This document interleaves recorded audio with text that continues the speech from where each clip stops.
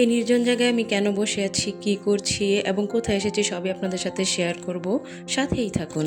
হ্যাঁ গাইস, আসসালামু আলাইকুম। সবাই কেমন আছেন? আশা করি সবাই ভালো আছেন। এখনও ভাবছেন আমি কোথায় বসে আছি, এমন ঝুলছি কেন? আসলে সবই বিস্তারিত বলবো, একটু অপেক্ষা করুন এবং সাথে থাকুন। সত্যি বলতে বাগ্নির আবদার ছিল, তাকে নিয়ে আজকে বের হতেই হবে। বাসায় থাকতে থাকতে বাগ্নিও বোর হচ্ছিল, আমিও বোর হচ্ছিলাম। তাই মনকে রিফ্রেশ করার জন্য দুজনে বের হয়ে গেলাম। এই হচ্ছে আমাদের যাওয়ার রাস্তা এবং গন্তব্যস্থান আপনাদের পরে দেখাবো। আমার বাগ্নি মহাখুশি, সে বাইরে বের হতে পেরেছে এবং তাকে ফাইনালি ঘুরতে নিয়ে যাচ্ছি। আসলে যাতায়াত ব্যবস্থা যদি ভালো না থাকে, রাস্তা ভালো না থাকে, তাহলে বের হতে ইচ্ছেই করে না। নদীর পাড়ে কিভাবে বাচ্চারা দাঁড়িয়েছে সেটাই দেখাচ্ছিল আমার ভাগ্নি।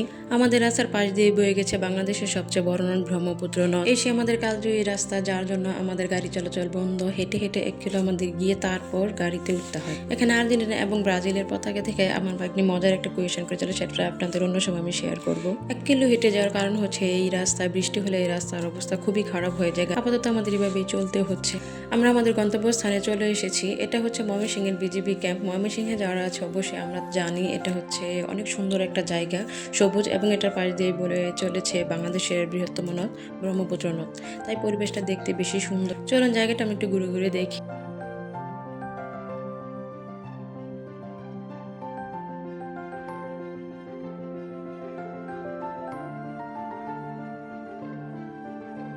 আমার ভাগ্নের অপেক্ষা করতে পারছে না, কারণ ও অনেকদিন ধরে অপেক্ষা করছিল, বলছিল এখানে নিয়ে আসো নিয়ে আসো। এখানে বাচ্চাদের একটা কর্নার আছে বাচ্চাদের খেলার জন্য। ওই যে দেখা যাচ্ছে বেবি কর্নার, এখানে বাচ্চাদের খেলার জায়গা এবং প্রতি শুক্রবার এখানে অনেক বেশি ভিড় হয়। বাচ্চাদের মানসিক বিকাশের জন্য তাদেরকে বাইরের পরিবেশের সাথে পরিচিত করা খুবই জরুরি। তাই মাঝে মাঝে বাচ্চাদের বাইরে ঘুরতে নিয়ে যাওয়া উচিত সকলে, যাদের বাচ্চা আছে।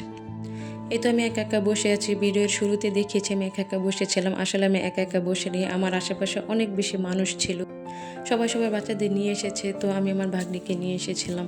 ফাইনালি ভাগ্নির মনের আশা পূর্ণ হয়েছে, সে এখানে আসতে পেরেছে এবং তাকে নিয়ে এসেছিলাম। সে তার ইচ্ছে মতো খেলছে এবং সে মহা খুশি, আপনারা দেখতেই পাচ্ছেন। আসলে বাচ্চারা ঘরে বন্দি থাকতে থাকতে ওদের মানসিক অবস্থা একটু অন্যরকম হয়ে যায়, তা তাদেরকে বাইরে নিয়ে আসা উচিত আমাদের প্রত্যেকের। একা একা বসে আসলে গাছের সাথে হ্যান্ডশেক করছিলাম, তা বসে বসে নিজের কিছু ক্লিপও নিয়ে নিচ্ছিলাম। কি করব আর একা একা, তাই নিজের কিছু ক্লিপ এবং ভিডিও নিয়ে নিচ্ছিলাম। এত সুন্দর গাছে বসে থেকে আমার সাথে একটা অঘটন ঘটে গেছে, আপনাদের এখন আমি শেয়ার করব এবং দেখাবো আসলে আমার সাথে কি হয়েছে। একটা পেইনফুল ঘটনা ঘটে গেছে আমার সাথে। আপনারা একটু ভালো করে দেখেন এই পোকাটাকে চিনতে পারেন কি না। এটা গাছের নিচে ছিল, আমি যেখানে বসেছিলাম আমার পায়ের নিচে ছিল, কিন্তু আমি একটু টের পাইনি যে আমার পায়ের নিচে কিছু একটা আছে। এত সুন্দর করে গাছে বসেছিলাম, সেই আমার শোক আর সহ্য করতে পারে না। পায়ে এমন একটা কামড় বসেছি, কি বলবো। এর কামড়ে এত বেশি, যতক্ষণ বসেছিলাম ততক্ষণই ব্যথা ছিল এবং বাসা আসার পর পর্যন্ত ব্যথা ছিল। এই পোকাকে আপনাদের এলাকায় কি নামে ডাকে আপনারা কমেন্টে জানান। জায়গাটা কেমন লাগলো অবশ্যই কমেন্টে জানাবেন। আর এটা হচ্ছে ময়মনসিংহের বিজিবি ক্যাম্প। Thank you.